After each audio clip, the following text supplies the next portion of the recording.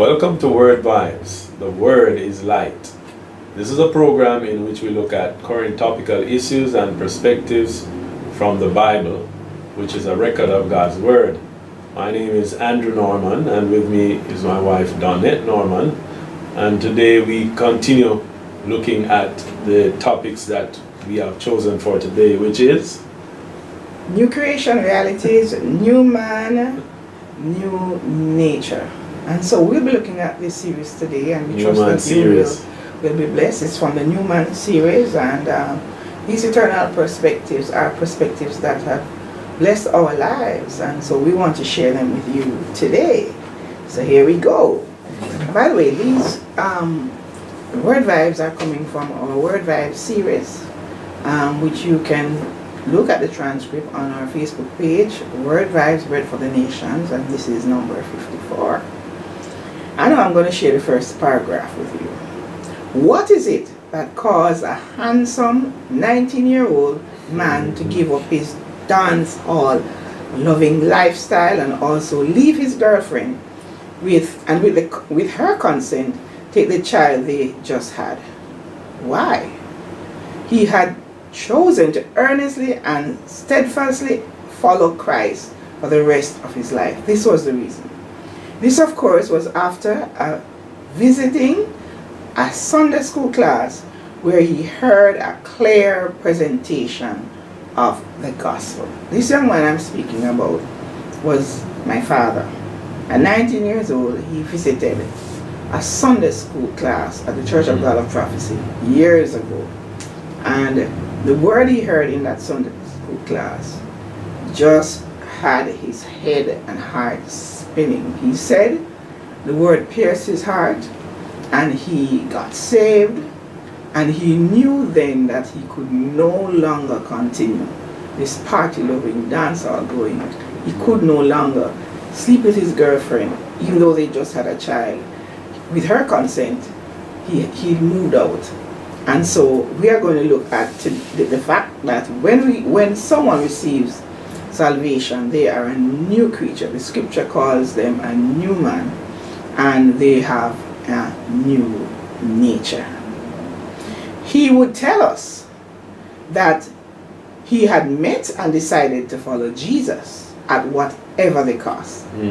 And this he did for the rest of his life, which was a total of 78 years that God gave him. One of his favorite choruses became, "It was a great change since I was born."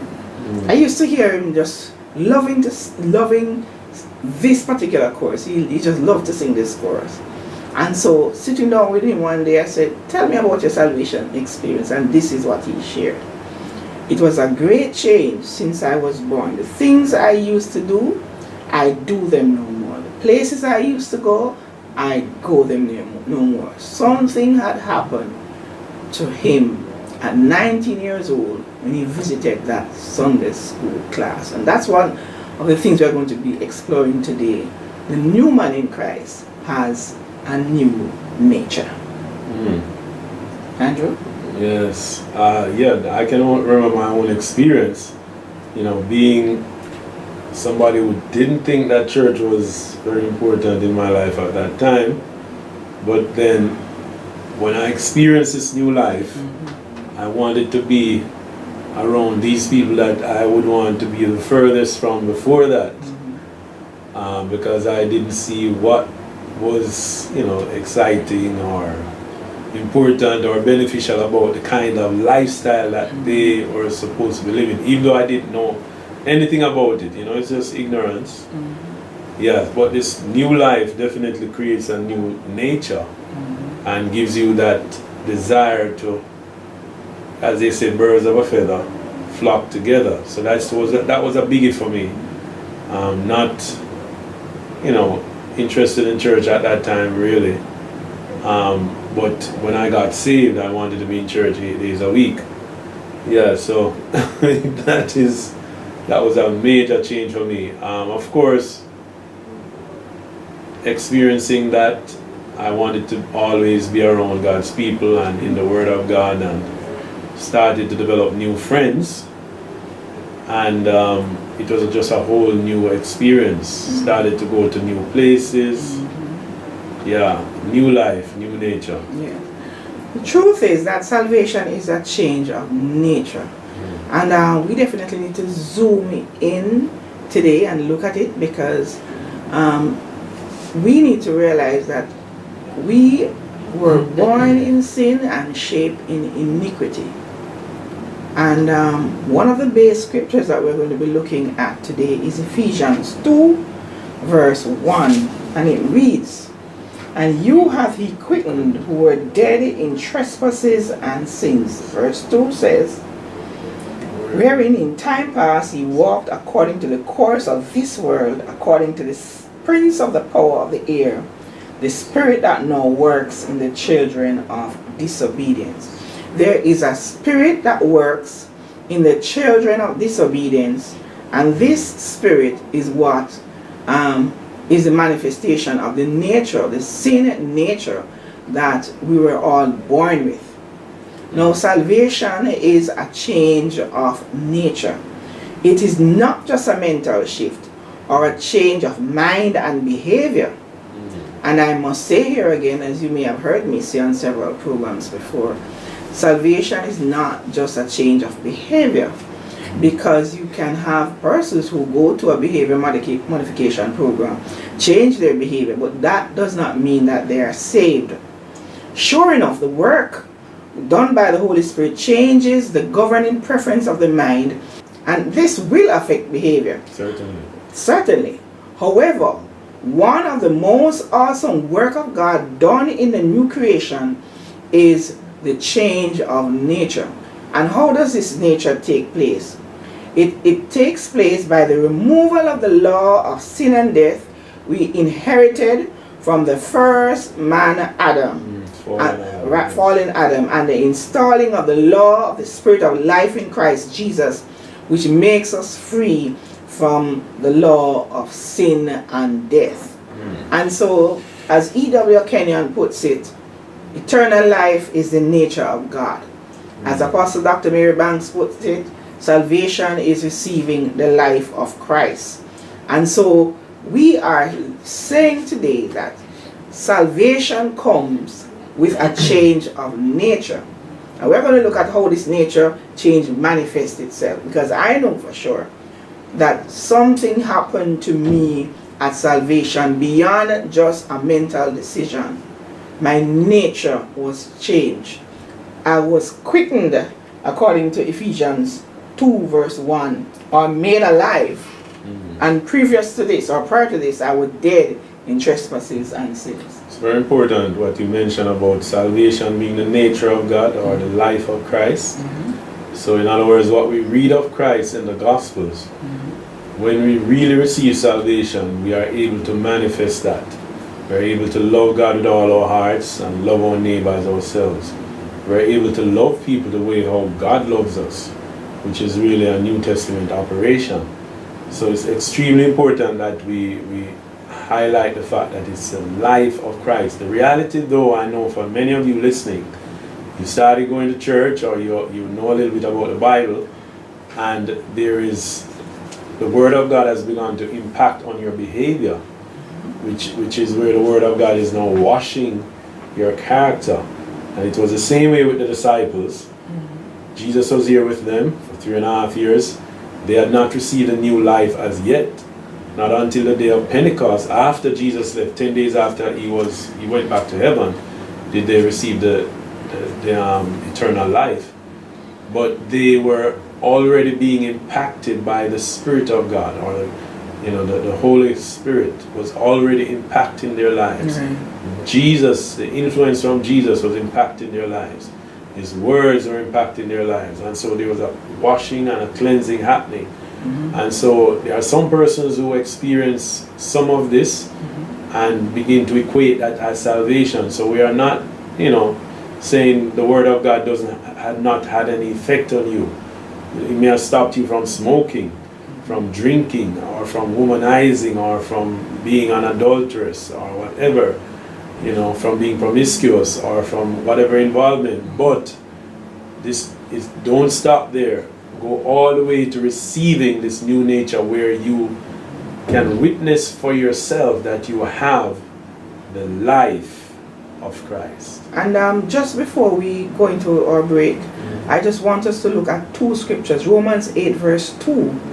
For the law of the Spirit of life in Christ Jesus hath made me free from the law of sin and death.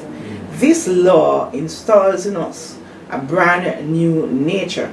And our witnessing scripture is 2 Peter 1 verse 4. Whereby are given unto us exceeding, you want to read this one? Exceeding great and precious promises, that by these ye might be partakers of the divine nature. Wow. Yes. Salvation is So a we change go to a break. of nature. So we will continue when we get back from our break.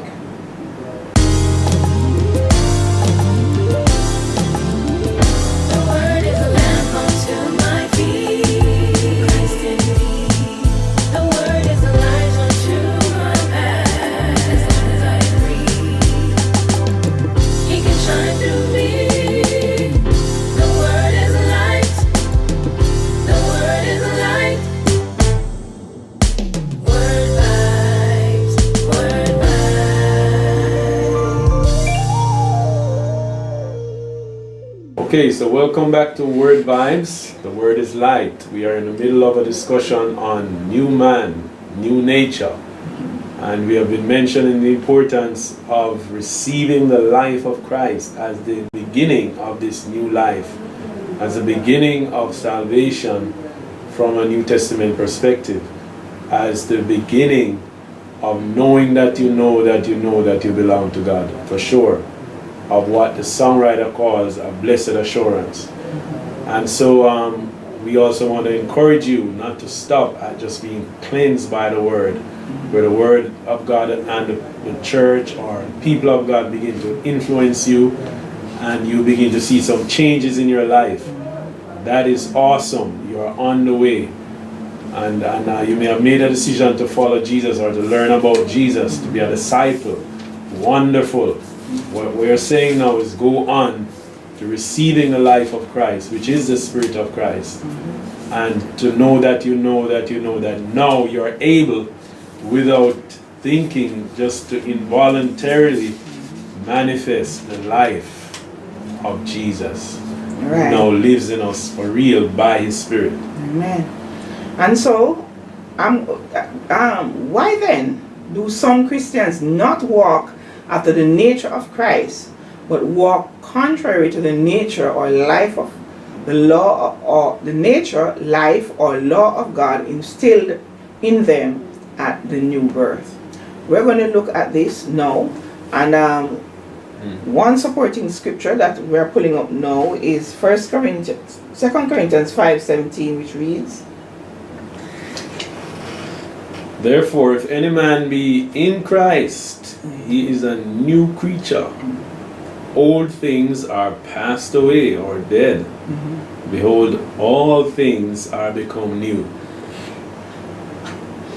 So therefore, if you're born again and you're new with a new nature, God expects you to manifest the nature or the new life that He has given you. And the newness, walk it, as the scripture says, walk in newness of life. So why then do some Christians not manifest this? You mean people who have received the Spirit, for sure. Yeah. Okay. One reason is that, and Andrew, you can expound on this. One reason is that these souls who are born again must be nurtured by a pure or sincere milk of the word, to which they must choose to walk in obedience daily. Right? And this is very important, because every day, I believe that every day the Holy Spirit adds people to the body of Christ. People who have surrendered their lives to God, receive the nature of Christ, and are brand new, born again, spiritual babes. But if they are not nurtured with a sincere or pure milk, then they are not going to grow up and walk according to their nature. Yes. And on the other hand, though, there are some persons who call themselves Christians by association or choice of religion, but have never been born again. So when you look inside of the church today, and you may be a pastor watching, and you're watching someone's life, and you're watching, and they came to the altar and they said a prayer, you need to consider whether or not they were truly converted, whether or not they had a nature change. Because Christianity for many is by association and just a mere religion. They never had a real encounter with Christ, where they were converted or born from above or born again and receive the nature of Christ. Thus they do not have the nature of God, and they cannot manifest his character. They just cannot manifest his life. And so it behoves us to stop and take a look and examine ourselves whether or not we be in the faith, which is synonymous with being in Christ. Do you have the nature of Christ? Because if you have the nature of Christ and you are being fed with the pure, sincere milk of the word, you are going to start, people around you are going to start seeing the fruit of the Spirit, and the gifts of the Spirit will be developed. Another reason too that we have quite a number of immature saints or persons in the church who are not born again is because the church is currently out of order. Not universally, but most of the Church of Jesus Christ is out of order. And therefore, that which it takes, according to Ephesians 4 verse 11 to 16, can you expand on that for me, please? Okay, so we want to take our time. So when we say out of order, Ephesians 4:11 to 16 mentions the fact that Jesus gave 5 gifts to the church. And these 5 gifts, he calls them apostles, prophets, evangelists, pastors, and teachers. And the primary gifts, the leading gifts in out of those 5 are the prophets and apostles, with the apostle being first in terms of responsibility. In terms of holiness, all ministers and individual Christians must be holy. There's no different standard of holiness for leaders or for what we call members or saints, regular saints. Everybody has to be holy. The ground is level, some people say, at the foot of the cross. But as it relates to responsibility, the responsibility of leadership is primarily on the apostle to lead and guide the body of Christ and the mind of Christ. So when she shared about, when Donnette shared about, the saints receiving the pure milk of the word, it means whatever is being taught, whatever principles, whatever doctrine must line up with the red letter words of Jesus. If it doesn't line up with the red letter words of Jesus, it is false doctrine and it is poisoning God's people. And the way how God fashions and raises up and molds an apostle makes them qualified because of the grace of God in their lives to help the body of Christ, to keep Christ centered, to stay focused on what is the real mission and what is the real character of Christ that is in them, and how they should continue to please Christ. So thank God also for the twin ministry of the prophet, which also receives revelation on a consistent basis for the entire body. So we're not saying that pastors, teachers, and evangelists do not receive from heaven in terms of revelation from the Lord, but we're saying that generally speaking, God orders and directs his body through his apostles and prophets.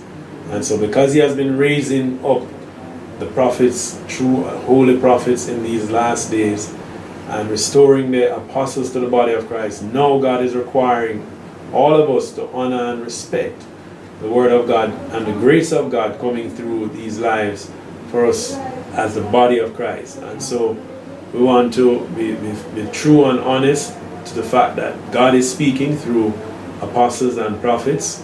And when you entertain a real apostle or a real prophet, you will know by your spirit within you, by the Jesus who is in you, who is the chief apostle and the prophet, that this is not just a pastor. And I say it like that for sake of emphasis, not because I'm putting down pastors, teachers, and evangelists. But you will know when you hear a real prophet and apostle that these persons are sent to help you to maintain your focus, to keep your fellowship with Christ, to continue to bear the testimony of Christ. I also want to mention, as it relates to why Christians sin against God, why Christians act contrary. Some Christians, and that's not generalize this, but some Christians choose to sin against their nature, because I can't assume that all Christians have done that. There may be some Christians listening to me right now who have stood in agreement with the God in them and decided, I'm not going to dishonor God. And it doesn't matter who teaches what. If I be true to the living Christ in me, I'm going to remain faithful to God until the end, because he who began a good work in me, he is faithful to perform it until the day of Jesus Christ. The good work that he began in us is talking about primarily, we know that he draws us before, but when he brings us into the kingdom, Christ comes in us, we become a new creature, and now he's able to continue to perform righteousness and holiness, to manifest is a better word, because now it's my nature. From this point onward until Jesus comes, I do not have to sin against God. So those who sin against God sin by choice. And even if somebody comes to me with a false doctrine, the Christ in me is going to send off an alarm. And if I honor Christ in me all the time, I am never going to sin against God. If I honor my conscience, that spirit of Christ in me, I will never sin against God. So I want to encourage you out there, be faithful to Christ in you, because he's not just there dormant. He's speaking and he's guiding us. He said he would lead us into all truth. The spirit of truth would lead us into all truth. And so God wants us not only to grow up in him, but he wants us to rest inside of him and in that fellowship with him. Don't break fellowship with him. And so as we kind of wrap up this particular lesson today, we want to zoom in on one of the base scriptures. 1 Peter 1 verse 4, whereby are given unto us exceeding great and precious promises, that by these we might be partakers of the divine nature, having escaped the corruption that is in the world through lust. At salvation we were made partakers of the divine nature. And we escape the corruption. Clean escape the corruption that is in the world. Now, if you are watching, are you a new man in Christ with a new nature? If yes, then are you living according to the nature of Christ in you? If no, why? Right? Because we are showing you today from the Word of God that salvation is a change of nature. And you know what that did to me when I found out? It took away the excuses that I had. We hide behind excuses like, okay, I'm not feeling well. Okay, my hormones are acting up. Okay, this, and we blame different circumstances. But as long as you are a child of God, you have been given divine nature, and you can choose to live according to that nature. Let me just paint a quick scenario here. If there is rain falling, right, and I have two animals in my house as pets. I have a pig and I have a little lamb, right? And rain is falling, right? And the door is wide open and there is a mud lake outside. What is the pig going to do if the door is open? The pig is going to choose to run outside and wallow in that mud because it's his nature. The lamb, knowing the nature of the lamb, like the nature of a lamb, is not going to do that. Similarly, if you are a child of God, no one can cause you to sin except you. You sin by choice, by going against the very nature that God installed in you at salvation. So the devil can't make you do nothing. You sin by choice. Now if you're watching, examine yourself. You've been sinning and disobeying God. Maybe, just maybe, you were never born again. Maybe you don't have the nature of Christ. So I challenge you now, fall on your face and begin to ask God for the gift of salvation. Because if any man be in Christ is a new creation. All things are passed away. All things are passed away, and all things are now of God. And there will be subsequent lessons when we show you what these all things are. But certainly your nature is now the nature of Christ. You have the seed of God. You have the nature of God. You can live holy. You can please God. And trust me, if you are in a backsliding position and you're watching today, you just went after that old nature that's no longer there, but you chose to follow by choice your father, your ex-father, because he's no longer your father, right? And so we just want to bless God for you today. We thank God for your watching, and we pray that you continue to tune into The Word is Light, Wordvibes. And remember, we said that you could download these transcripts on our Facebook page, Wordvibes, Bread for the Nations. This is number 54 in the series New Creation, New Man. Andrew, closing out today, can you pray for someone who may be watching? Amen. I'm particularly drawn to, you might be a preacher, a minister of the gospel, and hearing this today, you're realizing I'm not born again. There is hope for you. There's hope of you getting this thing for real and being able to preach it. Because when it says all things are of God, I want you to put those words in your mouth and say it. All things are of God. Father, in Jesus' name, we pray that you cause the persons watching today to know that this is available for them, that they can, for all of us, that we can experience all things, every part of us being of God, including our bodies, and we can know that we know that we know that we belong to God, and that our entire being has the nature of God and wants to please God. We bless you today. Thank you for the power of salvation, the power of this new life. Bless each one listening and watching, Lord. In Jesus' name we receive it. Amen. God bless you. Thank you for watching Wordvibes. See you next time.